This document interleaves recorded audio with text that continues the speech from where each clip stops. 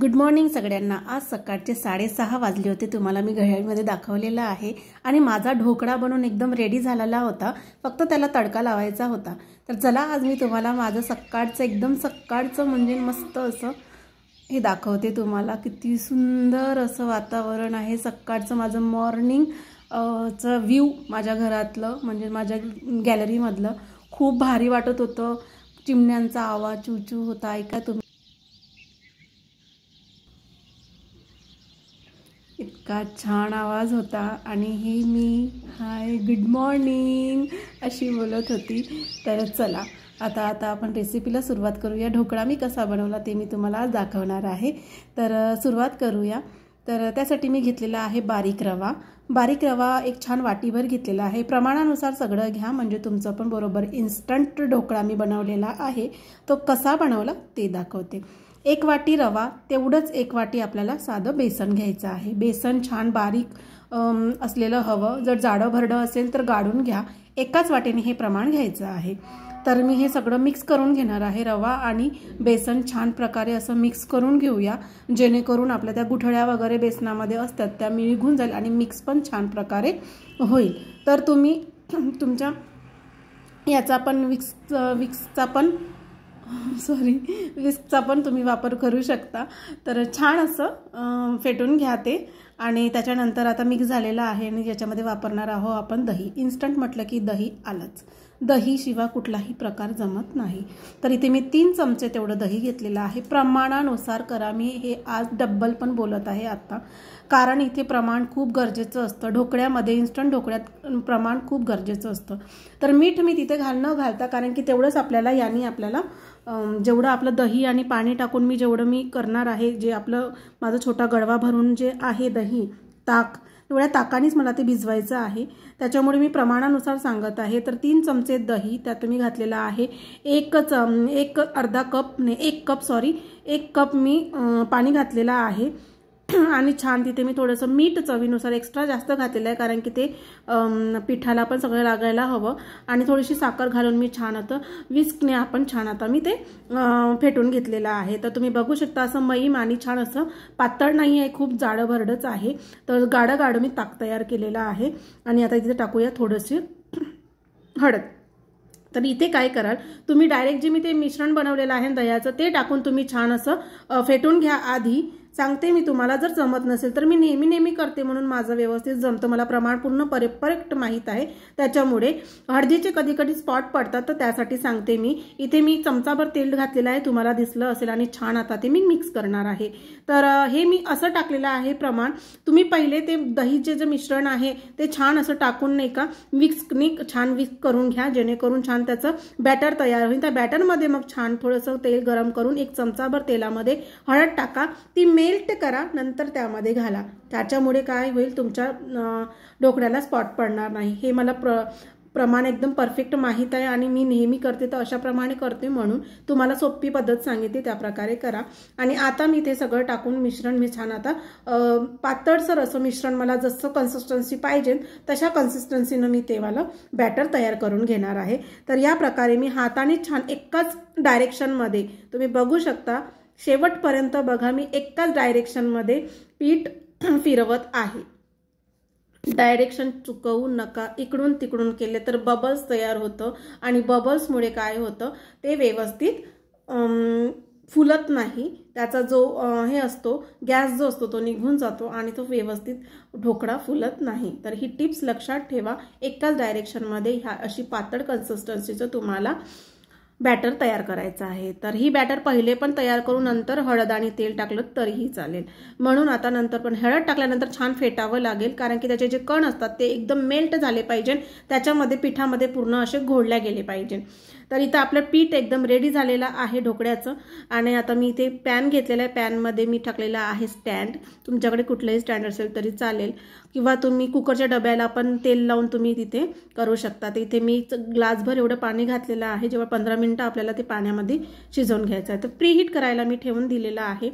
तर पाणी उकळेपर्यंत मी तिकडे आता थोडंसं ताटाला माझ्याकडे खोल ताट आहे, तुमच्याकडे नसेल खोल ताट तर तुम्ही आता मी सांगितलं तुम्हाला कुकरचा डबा घेऊन त्याला पण तुम्ही मिश्रण लावू शकता। 1 वाटीचं मिश्रण तुम्हाला परफेक्ट प्रमाणात येऊन जाईल। तर स्टार्टिंगला जेव्हा आपण करतो तर तेव्हा थोडं थोडं प्रमाण घेतो ना, मी त्या प्रमाणानुसार सांगितलेलं आहे, नाहीतर मी ग्लासाचं प्रमाणाने करते. तर इथे मी छान आता तेल लावून घेतलेलं आहे आणि ते ताट जे आहे ते मी आता प्रीहीट करायला तिथे देणार आहे. इथे प्रीहीट करायला मी ताट ठेवलेलं आहे. छान उकळी येऊ देऊया आणि त्याच्यानंतर आपण ते पाणी बॅटर जे आहे त्याच्यात टाकूया.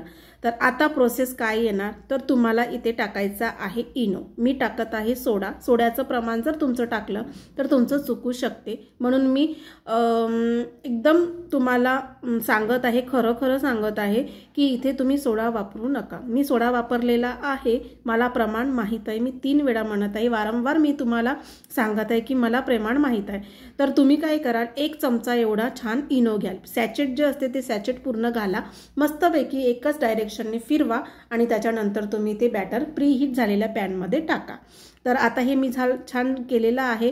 वर आलेला आहे बॅटर, चांगलं फुलून आलेलं आहे आणि आता मी ते बॅटर टाकणार आहे ताटामध्ये, जे आपलं प्रीहीट करायला ठेवलं होतं. तर मी हे सगळं बॅटर लवकरात लवकर टाकलं. तुम्ही बघू शकता ताटामध्ये किती बॅटर आहे आणि आता तो फुलून झाल्यानंतर किती येणार आहे. 15 मिनिटं फुल आचवर ठेवायचं आहे. 15 मिनिट फुल आच नंतर तुम्ही बघू शकता पिवळा धम्मक असा मस्त ढोकळा एकदम तयार झालेला आहे. तर आता आपण काढून बघूया शिजला की नाही. 15 मिनिट झाले आहे आणि तुम्ही बघू शकता एक काही स्पॉट पडलेला नाही. मी तुम्हाला तेच सांगत आहे की मला त्याची हॅबिट आहे. तुम्हाला नसेल, तुम्हाला स्टार्टिंगला जर करत असेल तर तुम्ही नक्कीच इनो वापरा, तुमचा परफेक्ट प्रमाणात होईल. तर इथे बघू शकता तुम्ही काडीला काहीही लागून आलेलं नाही आहे. मस्त असा ढोकळा शिजलेला आहे, वाफा निघत आहे, गरम गरम ढोकळा आहे. तर आपण हे थंड करायला ठेवून देऊया. मी तुम्हाला जवळून दाखवत आहे, स्पॉट बघू शकता तुम्ही आहे की नाही. तर असं छान असा ढोकळा करायसाठी तुम्ही हीच जी प्रोसेस आहे ती फॉलो करा. आणि अर्धा तास झाला जेमतेम तर माझा ढोकळा छान असा थंडगार झालेला होता. तुम्हाला मी दाखवलं होतं स्टार्टिंगलाच की 6:30ला माझा ढोकळा एकदम रेडी झाला होता, कारण की माझ्या मुलाला तो मला द्यायचा होता टिफिनवर. आज सॅटरडे होता, त्याच्यामुळे त्याला मला आजच द्यायचा होता, म्हणून मी हे सकाळी केलेलं आहे. तर 6:30ला बरोबर माझं हे ढोकळा तयार झाला होता. तर मी आता तुम्हाला दाखवते. कडा सोडून घेतलेल्या आहे आधी आणि जाडी बघा ढोकळ्याची खालची किती मस्त आलेली आहे. जी परफेक्ट खमणसाठी असतो तशीच जाडी आलेली आहे, तुम्ही बघू शकता. आणि साईडला पण तुम्हाला दाखवते मी, साईडची पण जाडी तुम्ही बघा किती मस्त आली आहे. आणि त्याचं जे हे आहे, त्याचा जो मोठापा आहे म्हणजे ते किती मोठी झालेली आहे, म्हणजे तो डब्बल फुललेला आहे ताटामध्ये, पूर्ण ताट असं भरून गेलेलं आहे, तुम्ही बघू शकता. आता आपण त्याला कट करून घेऊया, नंतर त्याला तडका लावून घेऊया. तर मी इथे लक्षात ठेवा पाणी वापरत नाही, मला पाण्याचा ढोकळा आवडत नाही, माझ्या घरी कोणालाच आवडत नाही पाण्याची फोडणी दिलेला, त्याच्यामुळे मी साधी तेलाची फोडणी देऊनच मी इथे टाकणार आहे. बघू शकता अशा प्रकारे तुम्हाला तुमच्या आवडीनुसार कसे पण ढोकळ्याचे पीस करू शकता. चौकोनी करा किंवा मोस्ट ऑफ दी चौकोनीच असतात.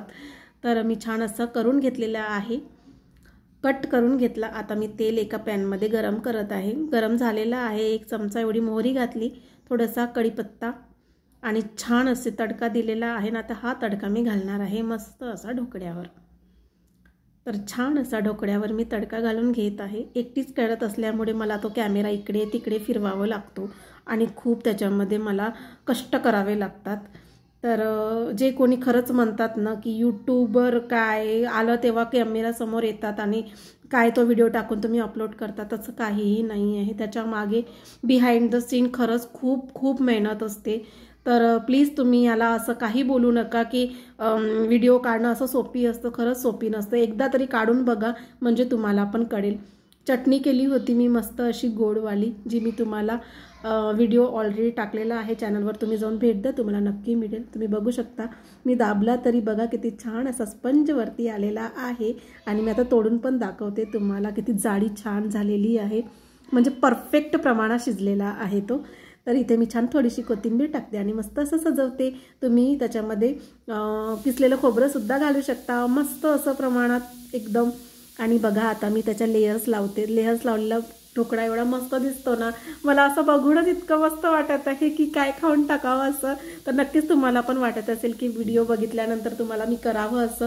तर नक्कीच तुम्ही या प्रकारची रेसिपी करून बघा. इन्स्टंट आहे, ना पिसण्याची झंझट आहे, ना भिजू घालण्याची झंझट आहे, काहीच नाही. आणि आपल्या घरी ते इन्ग्रेडियंट्स आहेत त्याच इन्ग्रेडियंट्समध्ये हा मी बनवलेला आहे. तर नक्की तुम्ही बनवा.